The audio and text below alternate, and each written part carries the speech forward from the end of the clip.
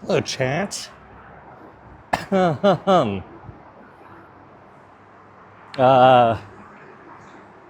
big news for me that I'm doing this at lunchtime. I did forget what it was like doing this at lunch, and the fact that it is a solid 20 degrees cooler now than when I last did this at a lunchtime is making me wish I wore something more than just long sleeves today. But in a few minutes, I'm sure I'm going to forget how cold it is, because I'm talking to y'all. Hope everyone's good. I feel like the cadence of this is a little slower, and like in terms of episodes coming out. Completely my own fault. Busy with a mix of off-season starting, work, and then trying to plan for my last streams and subsequently my retirement party. So I have a small retirement party I'm throwing, and some friends are flying in, and it'll be kind of fun. So with all that said, also need more questions. I always have like a handful that I can talk about, but the more y'all ask, the more I can yap without me thinking I'm asking myself my own questions. Which obviously has yet to happen yet, which is good. So, speaking of questions, handful to do today. We'll see if I can get to all of them. I think I can. If I stay on target, I should be able to do them all. So, start with the first one.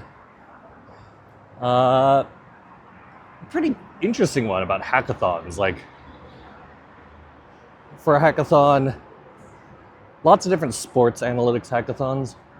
Which one of these sports analytics hackathons are, or what makes a sports analytics hackathon good, effectively? And more specifically, are any of them similar to questions that we would ask in an actual organization? Are these questions actually being asked, or have they been asked before, I suppose? So the first part of it, like what makes a good one, I think the number one thing is, like, whenever you're planning events where like someone's going to win, right? If there is going to be a winner awarded, then the rubric of like how do you award the winner is always ever important. And we've seen even like sort of like the Big Data Bowl, where they've been conflicted at times with how do you separate those who are full-on modeling gurus versus those with less analytical experience, but a lot of domain expertise, and how do you weigh the two? And we've seen them over time do a mix of different formats in terms of judging, whether it's like a student section versus not student section, a coaching track, which is more geared towards the communication of results, versus a metrics track, which is more geared towards modeling and creating new insight. Sorry if it's a little windy, chat. This causeway is more breezy than I anticipated. So even, I would say in terms of all sports analytics hackathons, it's probably, the Big Data Bowl is probably like the marquee benchmark to that most sports analytics hackathons should probably try to model, right?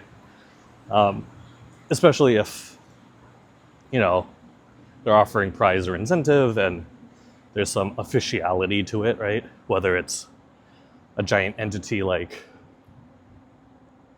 National Football League or if it's even vendor side, right? Like on the baseball side, vendor SMT, which provides player tracking data. They've done several different hackathons based around their data that they've collected. And a lot of it is based off like defensive positioning and how do you place players in the analytics space. Where do you put them on the field? Why? What's the value of them being in a particular spot? And to SMT's credit, they've also been able to take those submissions, highlight the quality submissions, the finalist submissions, award out some sort of prize.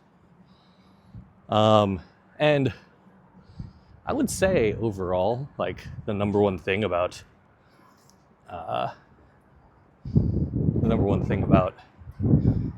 these kinds of hackathons is, at least in terms of like incentive for people to do them, isn't just about winning a prize.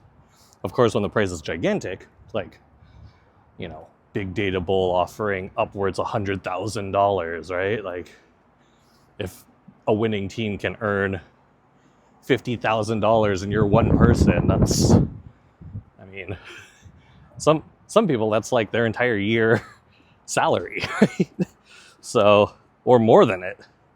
So, especially some of the students who are competing, right? So, financial incentive is always one of the bigger attractors, but for people who are like interested in the field and they're competing in many of these, like which one of these contests are providing strong signal?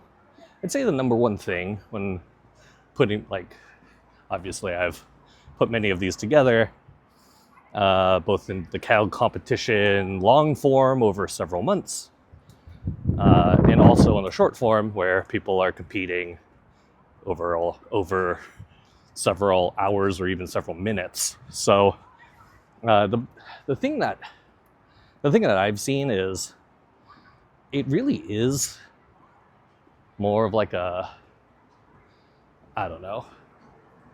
call it a recruiting tool, right? Like you're platforming people and they're like doing all the code in front of everyone, or they're showcasing all their results in front of everyone, right? Like it's hard to do. It's a difficult thing to put yourself out there, especially if you're younger or new to the field.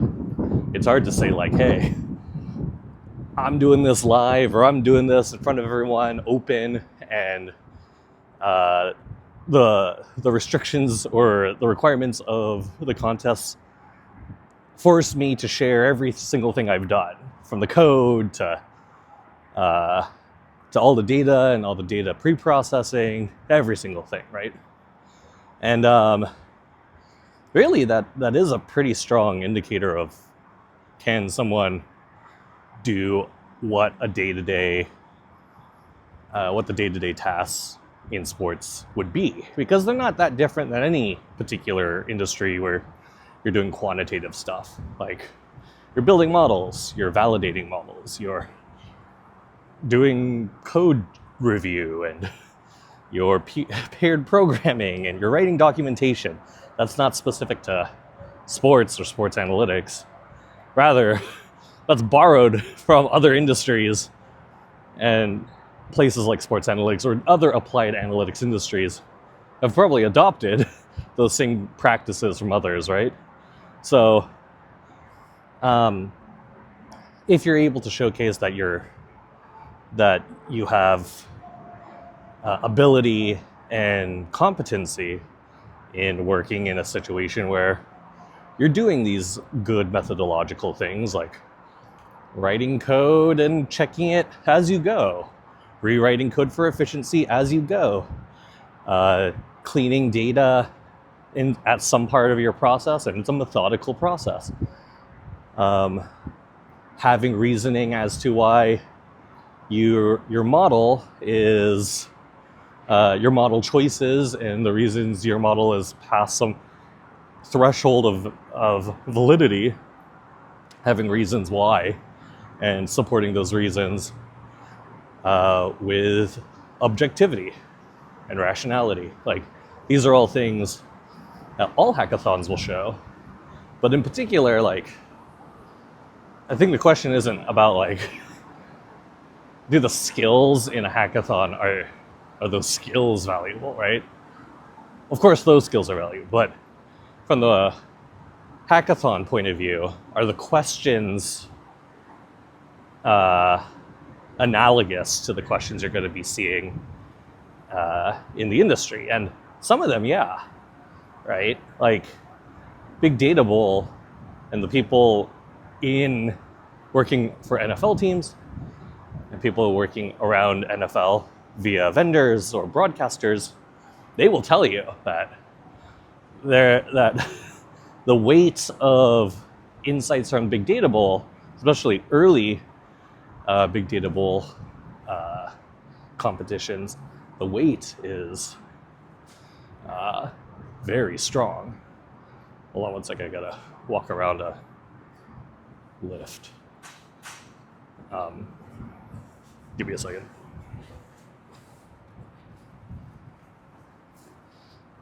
Okay, so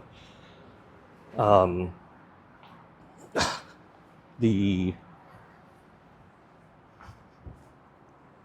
insights that teams and analysts, broadcasters, media, vendors got from the initial Big Data Bowl competitions are gigantic. And in my opinion, like, pivotal to the advancement of NFL decision making. Whether we were headed in the direction of running back value the way that we have before Big Data Bowl, I think is up for debate. Many teams were doing something similar to a running back by committee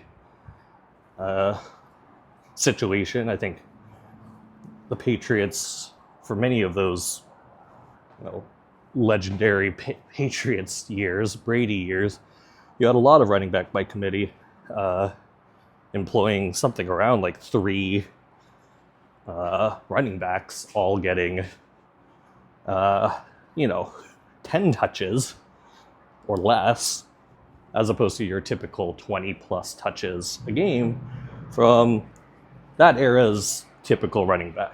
Nowadays, the so-called feature back, your top of class wide or running back, while teams used to think they had, one of them, now through analysis and some of how powerful the results were from Big Data Bowl's yards after contact, or predicted yards after contact, or predicted yards after touch, we're seeing that running back effectiveness not only is like extremely difficult to be positive in terms of value, let alone yards, it's also really difficult to be one of the several running backs to have a positive value. If you look like in the play-by-play data using expected points, which is somewhat of a NFL standard for play-by-play value, if you aggregate over career, given the amount of data we have, you'll have like Frank Gore at the very top, given the amount of touches he got through his Niners career and different stops along the way. But Frank Gore's total value is still negative expected points, which would suggest It's hard to say because as a Niners fan and a Frank Gore fan, I find it hard to believe, but Frank Gore's value over his career when it comes to expected points was negative. And the overwhelming majority of running backs' value over their career is negative, mainly because of all the short yardage and loss of yardage. When if you were expected to pass, you'd have a not just higher likelihood of positive yardage, but you don't lose anything if you have an incomplete pass. Of course, the risk of an interception is there, but the risk of an interception versus, oh my god, there's like hedges that are being trimmed very loudly. I will walk this way. Of course, the risk of interception seems very bad, but when there is somewhere between 0 and 3 of them a game, versus the amount of loss of yardage there is, it's safe to say that statistically,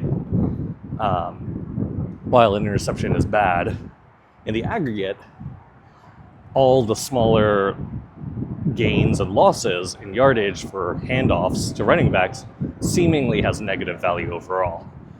So does that mean if you never handed the ball off to Frank Gore, he would have been more valuable? That's also difficult to say because of all the times Frank Gore changed the results of a game, right? So, but this is all a digression. So, the whole point of this is the value of running backs, while it was on people's minds, decision-making people's minds, given the deployment of running backs through the 2000s into the 2010s, once we get into the 2020s, we're seeing a gigantic shift towards not just running back by committee, but the value of a running back being a lot lower than it previously was. You aren't paying for running backs as much as you were a decade ago, even 5 years ago. And a lot of that was driven by not just internal analysis, but public analysis, right? And the public analysis is echoing what the domain expertise sentiment was, right? So when it comes to, building out some sort of thing that's going to affect the domain, I would probably say some of these hackathons have that ability, right? Some of them don't. Several ones that I put together were fun, but they don't necessarily change any wholesale opinion. Now, on the other side, several of the ones that I put together, while they might not change the wholesale opinion of an industry, they might change the opinion of someone hiring. And I've been messaged several times, more times than I thought, about people saying one of my hackathons or something they did on stream helped people get a job. If not, hey, they saw this repo that I did while in one of your hackathons and they thought it was very interesting, all the way to they saw me competing on Sliced and they hired me because of it. So it is cool to hear, but I would say that when it comes to the day-to-day, do hackathons reflect the questions that we're asking? Not necessarily. Sometimes yes, largely no. But does it help us accurately assess contestants in terms of whether or not they'd be great candidates to work in a sport, or for me, or for any particular company, I'd say yes, and that's probably the bigger value. And I always encourage people to, like, if you have the time and you're interested in the field, hackathons seem to be like a pretty good. Stop. I'm podcasting. I'll catch up with you later. I would say that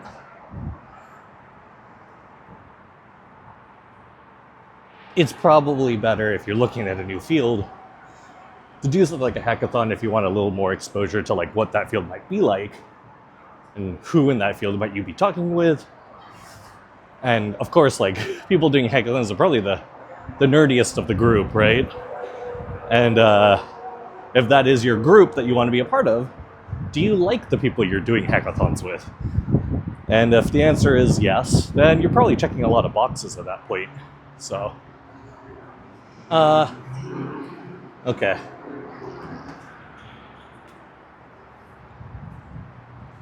I don't know if that really answered the overall question, but answered part of a question, I think. Okay. Next.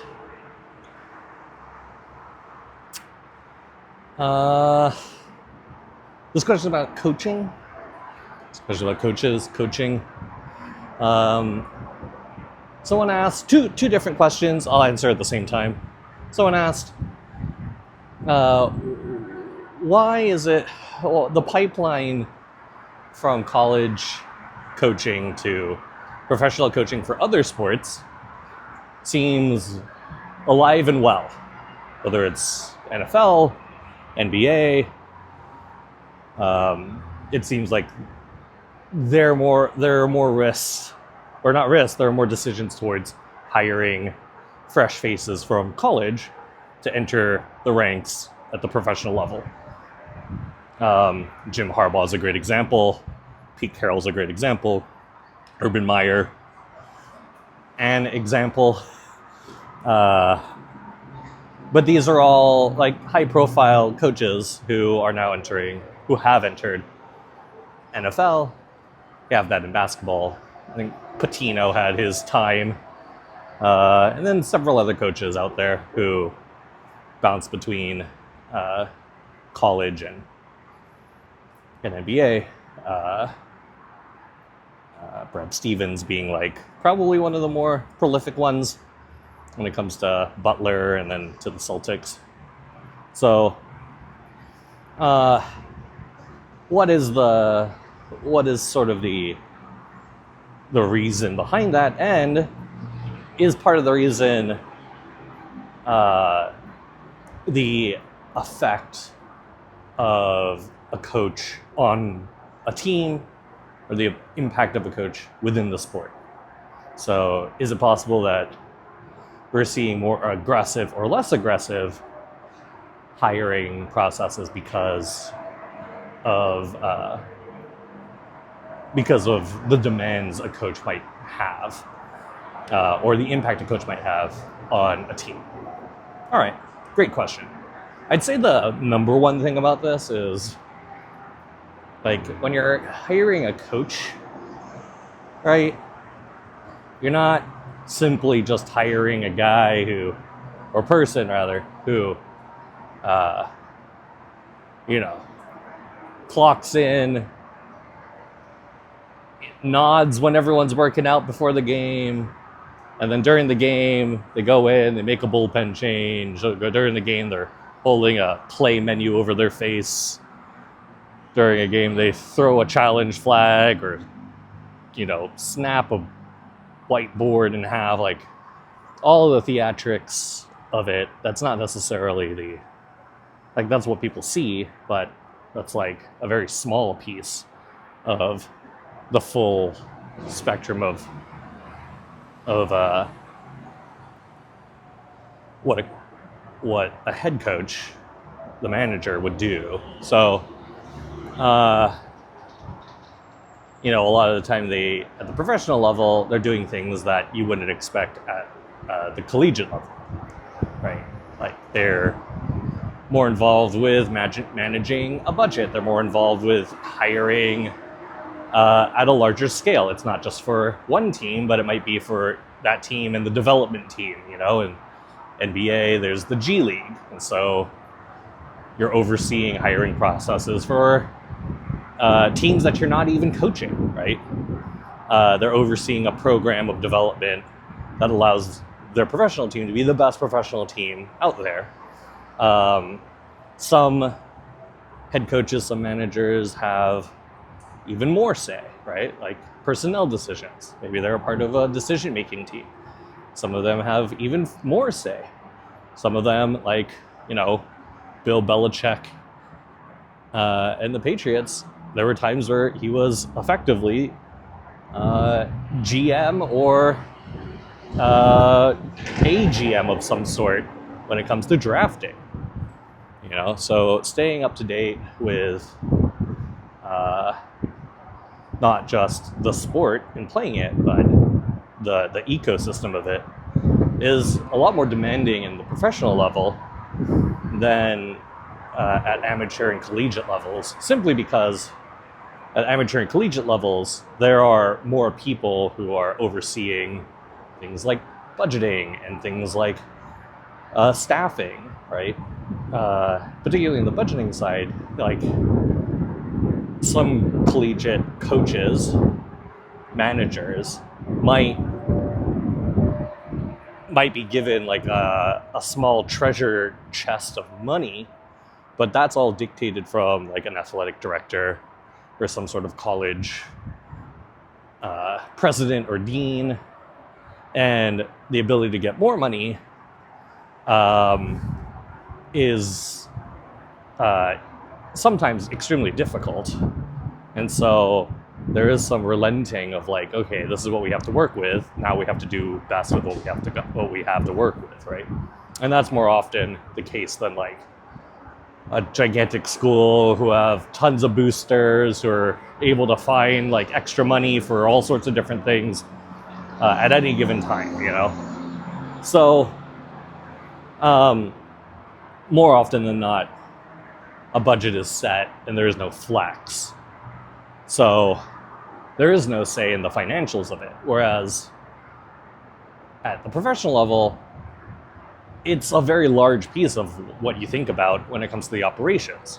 Not only are you paying massive salaries to your professional team, but you also have to support your development teams, right? And this isn't just baseball, which has the deepest development system out of all the professional sports in North America, but this is every sport.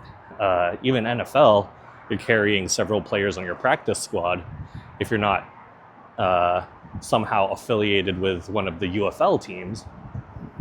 And likewise, with the NBA, a team might be supporting a G League team and might have like some partnerships with international teams. So the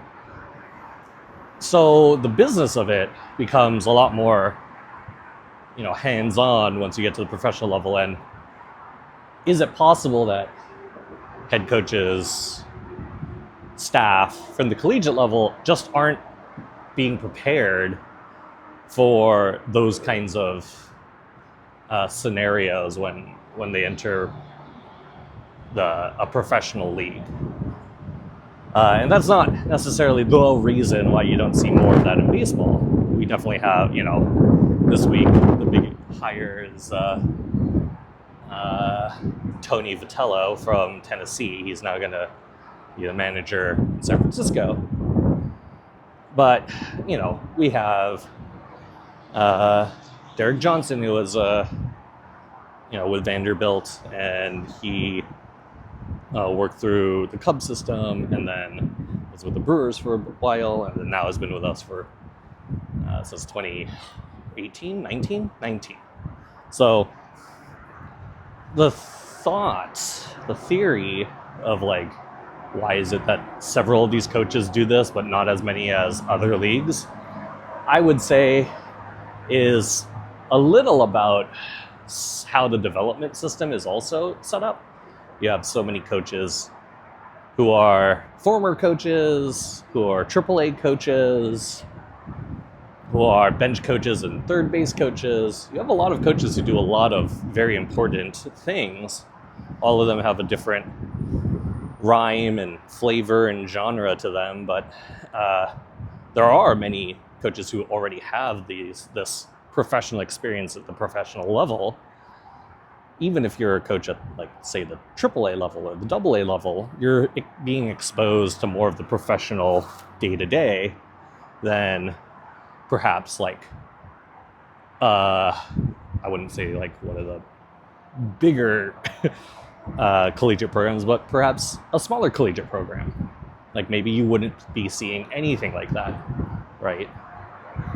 Now, bigger collegiate programs, you might see a little more of what it might be like at the professional level, but at the end of the day, like, the two things that are really scary for anyone to bring in a collegiate coach directly into the professional sport is, like, the devil you know versus the devil you don't, right? This person can do it at the collegiate level, but there's been so many times that a wide variance higher has not performed, right? Urban Meyer's a great example of legendary collegiate coach, abysmal professional coach. And when you have someone like that, it really kind of makes you wonder, like, all right, well, if that guy has, like, several championships, several Heismans who were under him, obviously great at recruiting, but when you take away recruiting and now you have to invest that into a scouting department and a front office, and if that was your fastball, if that was the primary thing you were good at, then are you taking away the number one thing you're good at when you're going from the collegiate level to the professional level, right?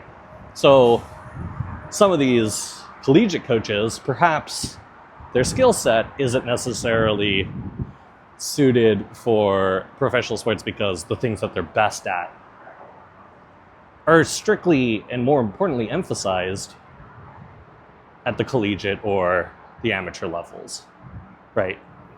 So now that, again, these aren't reasons why you don't see it.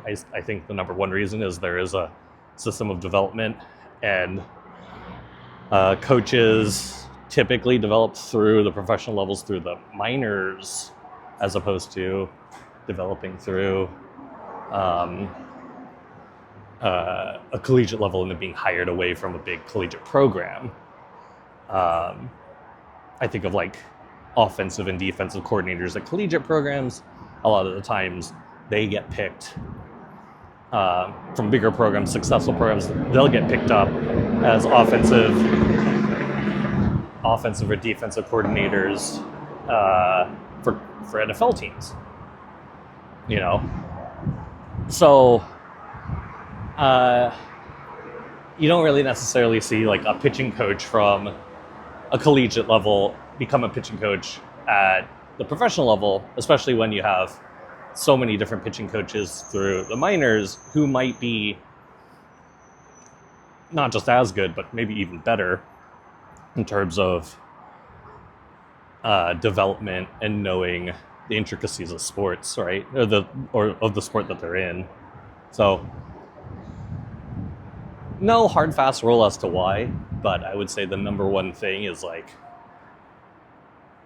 the comfort of being able to bring someone in young and develop them in the way you want versus someone who's doing something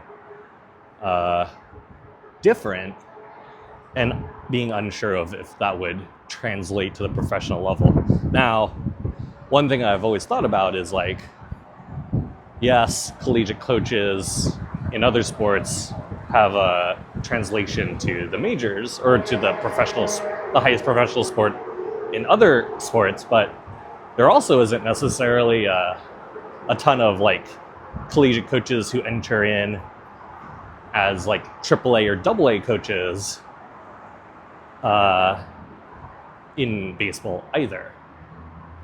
So there's not even a jump from like smaller program into minor league levels, which then makes me wonder, of course, like, is that a missing link, right? Like, are we not doing that enough?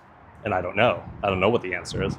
Again, I kind of lean towards the idea that when we have coaches, we want to develop those coaches in the way that we believe is going to be most successful for them and for us. And those with different development, they might be good, but what if they do things that aren't good? What if those things that they do that aren't good are critical in their process? In my opinion, that's the reason for the minor league levels and why people should maybe enter through the minor league levels as a coach more often than trying to force their way into the major leagues. Mainly because they have an opportunity to develop and then ultimately be a hot commodity as a manager in short order after that. But it's also like raw economics, a supply and demand situation. As I said, there are so many coaches. It's possible that you can always pick an extremely good coach at any time from professional levels. Why would you ever have a collegiate coach higher than someone that has been developed professionally, right? So, okay. I think that's all I got, Chant. There was one more question. I guess I could end with this. Someone asked, is there anything I'm not going to be able to get to when I retire, before I retire? I'd say, yeah, there are a few things that I wish I was able to do. I think research methods camp, we worked like a good amount on it. And I don't think I'm going to be able to get to it. I had this idea that it'd be like a 1 day, super long stream, like 8, 9, 10 hours, and people can like just download the VOD and scrub through it however they want, you know? And it was this whole like, take one project from beginning to end and show like what all the methodological reasoning steps are that, you know, through my process. That was kind of like the idea, but we're just not gonna get there. I just don't have enough time, and, you know, looking back on like my years that I've wanted to do it, I wish I did it, but it is what it is. Hopefully someone else does it. Mainly because I've talked about doing it and I've made the materials, and maybe someone else out there thinks they could do it better than me. So hopefully someone does it. I would say more game shows is something I wish I did. They're extremely difficult to put on though. It's very hard to coordinate. But I do feel like streaming, my streams are at like a very high when it's like show day, you know? The stream is extremely different, but like the mix of new people plus like regulars kind of turning people into